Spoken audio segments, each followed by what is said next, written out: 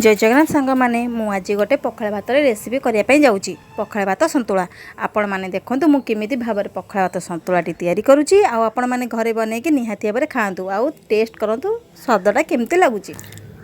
देखो सांग मैंने जेहेतु यहाँ हूँ पखाल भात आ पखाल भात आप समस्त जानते सका नरम हो जाए आउे आंबड़ा लगुए से मु गरम पानी करके तादे पखाल भात को भल भाव चकड़ी धोईदेवी आउ जहाँफल कि गरम पानी आंबड़ा अंश छाड़ीज भातटा भी गोटा गोटा भाई देखु आउ निजे भी करंतु। सांग माने देखंतु एबे मु रेसिपीटा करी भात भी माने लागबनी कढ़ई रे आ देखिया भी माने सुंदर लागिबो आ पाटी भी स्वादिष्ट लागिबो। आपण माने निहाती देखंतु आउ मते कमेंट करिवे सब्सक्राइब करिवे लाइक करिवे। मु गोटे छोट भौणी आपन को रिक्वेस्ट करूची प्लीज प्लीज जय जगन्नाथ रहूची।